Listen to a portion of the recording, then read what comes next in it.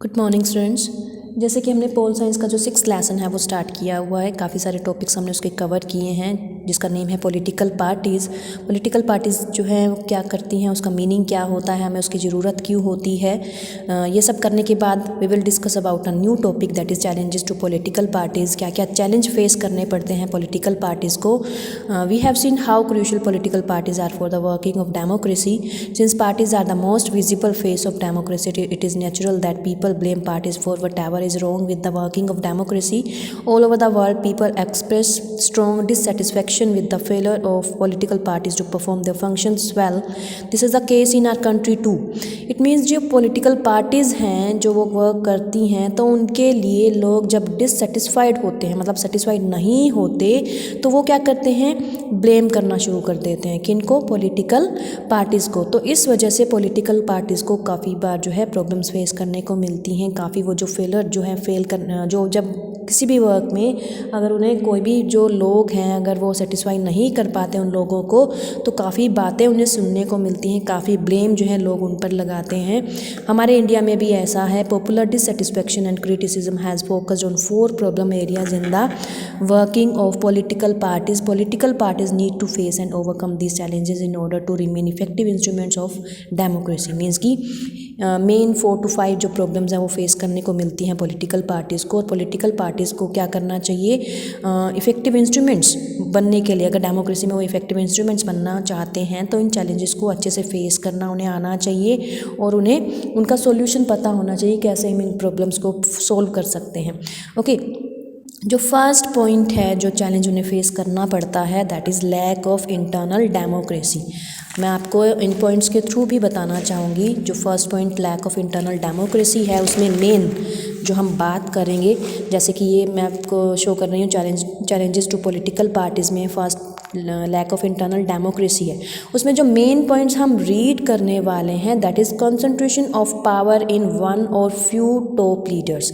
सबसे पहले जो मेन पॉइंट इस टॉपिक में आएगा वो है कि जो कंसंट्रेशन, जो पावर होती है वो 1 या 2 टॉप लीडर्स के पास ही होती है.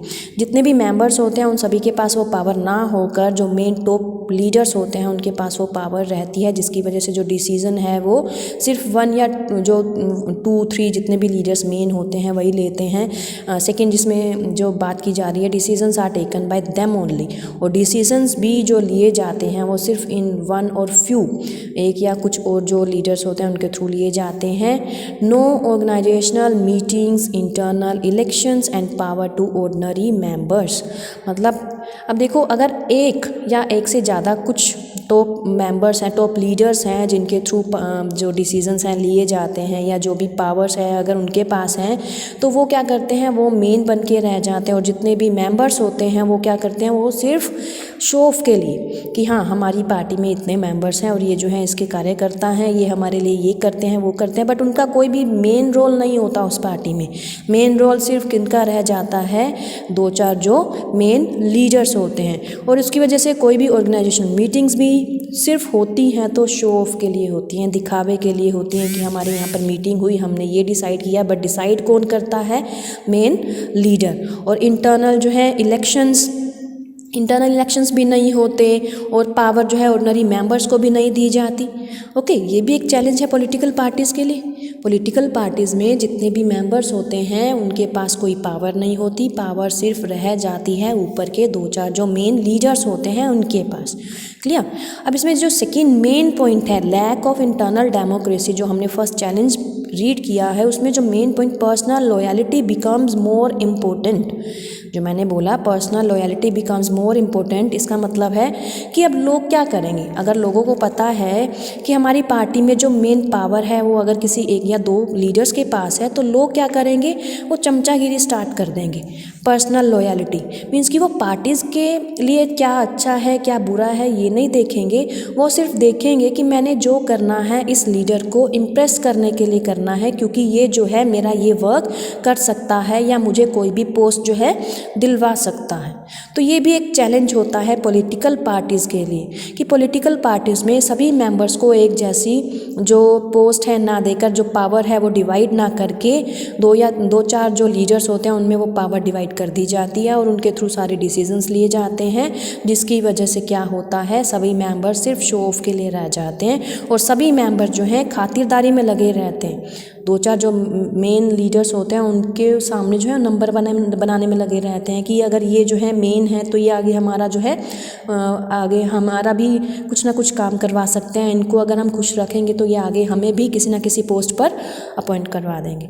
ठीक है, तो first lack of internal democracy जो मैंने अभी आपको रीड करवाया, जिसके बारे में बताया, अभी हम रीड भी करेंगे, उसको और भी अच्छे से क्लियर करेंगे। The first challenge is lack of internal democracy, जैसे कि मैंने आपको बताया within parties. All over the world there is a tendency in political parties towards the concentration of power in one और few leaders at the top पर जितने भी leaders होते हैं उनके पास वो सभी पावर्स चली जाती हैं। Parties do not keep membership register, do not hold organisation meetings and do not conduct internal elections regularly. कोई भी इलेक्शंस नहीं किए जाते, कोई भी मीटिंग्स नहीं होती हैं, अगर होती हैं तो सिर्फ शो ऑफ के लिए होती हैं, दिखावे के लिए होती हैं। Ordinary members of the party do not gate sufficient information on what happens inside the party. जो ऑर्डिनरी मेंबर्स होते हैं, कार्यकर्ता होते हैं, उन्हें पता भी नहीं होता कि पार्टी के में चल क्या रहा है। They do not have the means और the connections needed to influence the decisions. As a result the leaders assume greater power to make decisions in the name of the party, since one और few leaders exercise paramount power in the party, those who disagree with the leadership find it. मतलब जो भी members होते हैं, जो party में और members होते हैं, उनका कोई भी मेन रोल वहाँ पर नहीं होता, वो सिर्फ पार्टी के लिए नाम के लिए होते हैं कि हाँ देखो हमारे इतने सारे मेंबर्स हैं, हम जो है ये करते हैं वो करते हैं। वो सिर्फ पार्टी को पॉपुलर करने के लिए लगे होते हैं। मेन डिसीजन तो सिर्फ 2 या 3 जो भी कुछ मेन लीडर्स होते हैं वही लेते हैं। ओके, तो ये भी चैलेंज जो है, मेन चैलेंज पॉलिटिकल पार्टीज़ को फेस करना पड़ता है। Difficult to continue in the party, more than loyalty to party principles and policies, personal loyalty to the leader becomes more important। जैसे कि मैंने आपको पहले बताया, पर्सनल लॉयल्टी पर जो है फोकस करना शुरू कर देते हैं लोग कि ये जो है लीडर हमारे काम आएगा, इसलिए हम उसकी चमचागिरी करना स्टार्ट कर दें। ठीक है, तो वो जो है पार्टी के हित में ना सोचकर, पार्टीज़ के लिए क्या अच्छा है क्या नहीं अच्छा ये ना सोचकर, वो सिर्फ उस मेंबर को खुश करने में लग जाते हैं। The second challenge of dynastic succession is related to the first one. Since most political parties do not practice open and transparent procedures for their functioning, there are very few ways for an ordinary workers to rise to the top in a party. Those who happen to be the leaders are in position of unfair advantages of to favor people close to them or even their family members. In many parties, the top positions are always controlled by members of one family. There is an unfair to other members of that party that is also bad for democracy, since people who do not have adequate experience or popular support come to occupy position of power. This tendency is present in some measure all over the world, including in some of the older democracy. It means, अब जैसे मैं आपको इस point को through notebook बताऊंगी। अब जैसे मैंने यहाँ पर सेकंड पॉइंट जो लिखा हुआ है, challenges of dynastic succession. Challenges क्या आते हैं? डायनेस्टिक सक्सेशन क्या होता है? जो हमारे पूर्वज, जैसे हमारे हिस्ट्री में हमने डायनेस्टिक रीड किया हुआ है, जो हमारे वंश चले आते हैं, उसमें क्या किया जाता है कि जो भी बिजनेस में हमारे पापा या दादा जो भी होते हैं, फादर ग्रैंडफादर होते हैं, आगे जो है बेटे को उसी बिजनेस में डाल दिया जाता है। वैसे ही पॉलिटिकल पार्टीज़ में होता है। Family domination on top positions. अगर कोई लीडर है तो वो किसी और को उस पोस्ट पर अपॉइंट करने से पहले क्या करता है, अपनी ही फैमिली में से अपने बेटे को, भाई को, किसी को भी अपॉइंट कर देता है। वो गवर्नमेंट में जो है उन्हें मतलब पार्ट दे देता है। पीपल विद लेस एक्सपीरियंस और popular support come to occupy positions of power. अगर कोई पॉलिटिक्स में आना चाहता है तो लोग क्या करते हैं, ऐसे पर्सन को इन्वॉल्व कर लेते हैं जिसे ना तो एक्सपीरियंस होता है, और किस बेस पर उसको इन्वॉल्व कर लेते हैं, क्योंकि उसका पॉपुलर सपोर्ट होता है, उसके पास काफ़ी सपोर्ट होता है पॉलिटिकल मेंबर्स का, लीडर्स का। ओके, तो जिस वजह से पॉलिटिकल पार्टीज़ को ये भी चैलेंजेस फेस करने पड़ते हैं। जैसे कि हमने इसमें रीड किया था कि काफ़ी सारे लोग क्या करते हैं, जो उनके क्लोज़ होते हैं, अगर कोई लीडर्स हैं, अगर लीडर्स के क्लोज़ काफ़ी लोग हैं तो उन लोगों में से किसी एक को वो जो है गवर्नमेंट में इन्वॉल्व कर लेते हैं, अपने किसी भी पार्टीज़ में जो इन्वॉल्व कर लेते हैं, मेन लीडर बना देते हैं। तो जिस वजह से जो एक्सपीरियंस्ड पर्सन्स होते हैं वो रह जाते हैं और अनएक्सपीरियंस्ड जो होते हैं वो सिर्फ अपने सपोर्ट की वजह से, लीडर्स के सपोर्ट की वजह से उसमें इन्वॉल्व हो जाते हैं। तो सेकेंड जो चैलेंज था वो था dynastic succession. Okay, and the third challenge is about the growing role of money and muscle power in parties, especially during elections. Since parties are focused only on winning elections, they tend to use shortcuts to win elections. They tend to nominate those candidates who have or can raise lots of money. मतलब अगर politics में कोई आना चाहता है तो वो सिर्फ उन कैंडिडेट्स को प्रेफरेंस देते हैं जिनके पास पैसा हो। Okay, rich people and companies who gave funds to the parties tend to have influence on the policies and decision of the party. In some cases, parties support criminals who can win the elections. Democrats all over the world are worried about the increasing role of rich people and big companies in the democratic politics. मतलब इसमें भी यही है कि जिसके पास पैसा है या मसल पावर है, जिसका कोई क्रिमिनल रिकॉर्ड है या क्रिमिनल कनेक्शंस हैं, तो उनको जो है पार्टीज़ में इन्वॉल्व कर दिया जाता है। जैसे कि मैंने आपको इस नोटबुक में शो करूँगी, मनी एंड मसल पावर में हम जो पॉइंट्स हैं, use of shortcuts to win election. Shortcuts कर लिए जाते हैं कि अब अगर कोई इलेक्शन है, इलेक्शन में ऐसे कैंडिडेट को जो है चूज़ कर लिया जाता है जिसे पहले ही क्लियर कर दिया जाता है कि आप ही इस सीट के लिए रिजर्व्ड हो। Okay, candidates with money, criminal connections और records are given priority. Priority किसको दी जाती है? ऐसे कैंडिडेट्स को दी जाती है जिसके पास पैसा है या जिसका क्रिमिनल कनेक्शन है या फिर क्रिमिनल रिकॉर्ड है, जिसकी वजह से उसको जो है उस पार्टी में इन्वॉल्व कर लिया जाता है। लास्ट जो है मैं इसी नोटबुक में पहले आपको बताना चाहूँगी, लास्ट पॉइंट जो लास्ट चैलेंज हमें फेस करने को मिलता है, पॉलिटिकल पार्टीज़ को फेस करने को मिलता है, that is lack of meaningful choice. Lack of meaningful choice में जो मेन पॉइंट्स हैं, no significant difference among the political parties in terms of plans and policies. Means कि कोई भी डिफरेंस नहीं होता। अब जैसे अगर हम फॉर एन एग्जांपल हम पॉलिटिकल पार्टीज़ की अगर हम बात करें, हम नेम नहीं लेंगे, वैसे ही बात करें तो उसमें क्या है, सभी की सभी सेम पॉलिसीज़ देते हैं, सेम प्रोग्राम्स के बारे में बताते हैं। तो हमारे पास कुछ ऐसा डिफरेंट मतलब रहता नहीं है कि जो हमारे माइंड में एक डिफरेंस क्रिएट करे कि हाँ ठीक है वो अच्छी पार्टी है, वो उससे कम अच्छी पार्टी है, क्योंकि सभी में सेम प्लान्स होते हैं, सेम प्रोग्राम्स होते हैं, जिसकी वजह से हमारे लिए भी कन्फ्यूज़न क्रिएट हो जाती है कि जो पॉलिटिकल पार्टी है उसमें क्या डिफरेंस देखने को मिल रहा है। सेकेंड है, फंडामेंटल प्रिंसिपल्स रिमेन सेम। जो प्रिंसिपल्स हैं या जो भी बातें हैं वो सब पार्टीज़ में सेम रहती हैं। अगर किसी ने जो भी प्रोग्राम्स जो हैं बनाए हैं या जो भी पॉलिसीज़ क्रिएट की हैं वो सब सेम रहती हैं। अब जैसे कि इसमें देखते हैं, the fourth challenge is that very often parties do not seem to offer a meaningful choice to the voters. In order to offer meaningful choice, parties must be significantly different. In recent years, there has been a decline in the ideological differences among parties in most parts of the world. For example, the difference between the Labour Party and the Conservative Party in Britain is very little. मतलब labour party और conservative party जो है उसमें कोई भी difference नहीं है, अगर है तो बिल्कुल कम है। They agree on more fundamental aspects but differ only in detail on how policies are to be framed and implemented. मतलब हमें कोई भी ऐसा बेस नहीं मिलता जिसके थ्रू हम उनमें जो है डिफरेंस शो कर सकें। After that, in our country too, the differences among all the major parties on the economic policies have reduced. Those who want really different policies have no option available to them. Sometimes people cannot even elect very different leaders either because the same set of leaders keep shifting from one party to another. सभी leaders change होते रहते हैं। कोई जो है पहले किसी और पार्टी में तो दूसरी पार्टी में चला जाता है, जब उसको लगता है कि मुझे ज़्यादा प्रॉफिट वहाँ पर है तो चले जाते हैं। सभी की पॉलिसी सेम है, प्रोग्राम सेम है, तो कोई भी डिफरेंस ज़्यादा नहीं शो होता। ओके, तो ये जो टॉपिक था वो था चैलेंजेस टू पॉलिटिकल पार्टीज, जिसके बारे में हमने रीड किया और उसको एक्सप्लेन किया। उसके बाद जो इस लेसन का लास्ट टॉपिक है that is how can parties be reformed. Parties को कैसे रिफॉर्म किया जा सकता है। In order to face this challenges political parties need to be reformed. The question is, सबसे पहले जो क्वेश्चन अराइज होता है that is are political parties willing to reform. क्या पॉलिटिकल जो पार्टीज़ हैं वो दोबारा से मतलब वो रिफॉर्म होना चाहती हैं। If they are willing what has prevented them from reforming so far. अगर वो चाहती हैं तो कौन रिफॉर्म करेगा उन्हें। If they are not willing is it possible to force them to reform. अगर वो रिफॉर्म नहीं होना चाहती तो क्या ये पॉसिबल है उन्हें रिफॉर्म करना। Citizens all over the world face this question. सभी जो है इस क्वेश्चन को फेस कर रहे हैं। This is not a simple question to answer in a democracy. The final decision is made by leaders who represent political parties. जो main जो लीडर्स हैं जो डिसीजन लेते हैं वही सारा सोचते हैं और आगे जो डिसीजन लेने होते हैं लेते हैं। People can replace them but only by another set of party leaders. If all of them do not wish to reform, how can anyone force them to change? अगर वो ही चेंज नहीं करना चाहते, रिफॉर्म नहीं करना चाहते, तो कौन करेगा उसे चेंज? ठीक है, तो आगे हम रीड करते हैं। Let us look at some of the recent efforts and suggestions in our country to reform political parties and its leaders. हम आगे जो है पॉइंट्स रीड करेंगे। सबसे पहले है the constitution was amended to prevent elected MLAs and MPs from changing parties.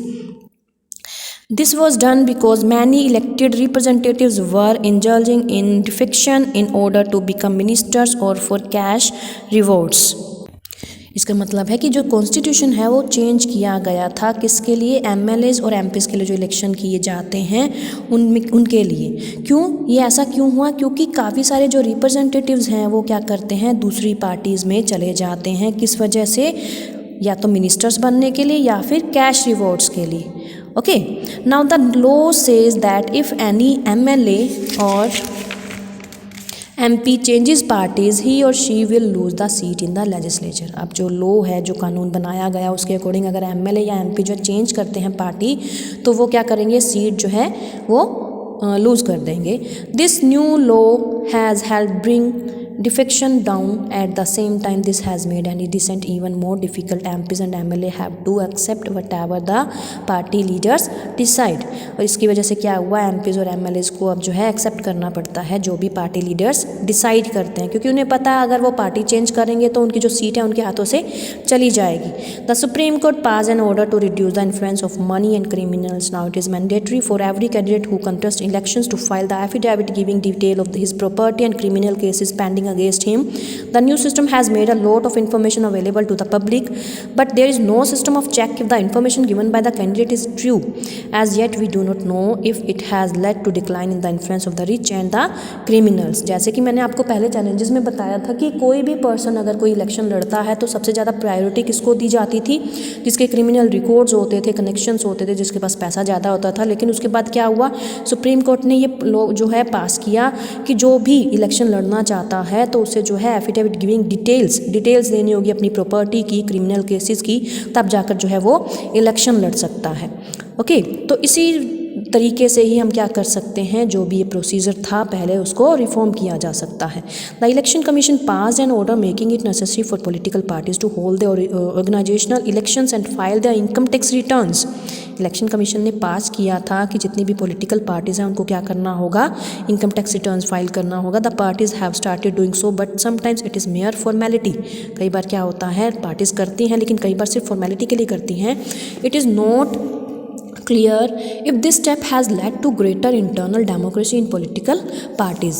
Beside these, many suggestions are often made to reform political parties. काफ़ी सारे suggestions भी हैं यहाँ पर, जैसे कि फर्स्ट है a law should be made, एक कानून बनाना चाहिए जिससे क्या हो, to regulate the internal affairs of political parties. It should be made compulsory for political parties to maintain a register of its members, to follow its own constitution, to have an independent authority to act as a जज in case of party disputes, to hold open elections to highest post. अगर जो भी कोई जैसे political parties में जो भी affairs होते हैं, इंटरनल अफेयर्स मतलब जो भी वर्किंग होती है वहाँ, वो सब पता होनी चाहिए मेंबर्स को। अगर कोई भी डिस्प्यूट हो जाता है तो ओपन इलेक्शंस होने चाहिए हाईएस्ट पोस्ट के लिए। क्लियर? और ये जो है मैंडेटरी होना चाहिए, it should be made mandatory for political parties to give a minimum number of tickets. Minimum number of tickets जो हैं वो देंगे about 1/3 to women candidates. Women candidates को मिनिमम नंबर ऑफ टिकट्स मिलेंगी। Similarly there should be quota for women in the decision making bodies of the party. Party में जो है decision making के लिए वीमेन को कोटा मिलना चाहिए। Clear? There should be state funding of the elections. The government should give parties money to support the election expenses. जो है स्टेट फंडिंग इलेक्शंस गवर्नमेंट को क्या करना चाहिए, पार्टीज़ को मनी सपोर्ट भी करना चाहिए जिससे वो क्या कर सकें, इलेक्शन के लिए जो एक्सपेंस होता है उसके लिए वो थोड़ा कम बर्डन फील करें। Clear. This support could be given in kind petrol, paper, telephone etcetera, और it could be given in cash. या तो वो पेट्रोल, पेपर, टेलीफोन के रूप में दे सकते हैं या फिर कैश के रूप में उनको ये फंड दे सकते हैं। क्लियर। तो ये सब जो थे सजेशंस थे जो पॉलिटिकल पार्टीज़ को फॉलो करने चाहिए। These suggestions have not yet been accepted by political parties. If and when these are accepted, these could lead to some important, but we must be very careful about legal solutions to political parties. Over regulation of political parties can be counterproductive. This would force all parties to find ways to cheat the law. Besides, political parties will not agree or pass a law they do not like. मतलब political parties को ये suggestions जो है follow करने चाहिए। उन्हें जो है सब ऐसा करना चाहिए कि कोई भी उन पर डाउट नहीं कर सके। जो भी वो कर रहे हैं वो सबके सामने होना चाहिए। जो भी पार्टीज़ में मेंबर्स हैं उन सबको सेम रोल प्ले करने के लिए दिया जाना चाहिए। There are two other ways in which political parties can be reformed. One, people can put pressure on political parties. This can be done through patience, publicity and agitations. Ordinary citizen pressure groups and movements and the media can play an important role in this. If political party feel that they would lose public support by not taking up reforms, they would become more serious about reforms. अब जैसे political parties को ये भी पता होना चाहिए कि अगर वो reform करेंगे, changes करेंगे जो लोगों के लिए अच्छे होंगे तो लोग भी उनके साथ support करेंगे. Two political parties can improve if those who want this join political parties. The quality of democracy depends on the degree of public participation. It is difficult to reform politics if ordinary citizens do not take part in it and simply criticize it from the outside. The problem of bad politics can be solved by more and better politics. We shall return to this theme in the final chapter. It means कि हमें जो है लोगों को भी political parties में include करना चाहिए, उनके ओपिनियंस लेने चाहिए, जितने भी मेंबर्स हैं उनको वो राइट्स देने चाहिए, डिसीजन मेकिंग में उनकी भी व्यूज़ लेने चाहिए. क्लियर. तो ये हमने बात की थी how can parties B reformed. So this chapter has completed. Now you have to prepare notes of this chapter. Clear? आपने इस चैप्टर को अच्छे से रीड करना है. Okay, have a nice day.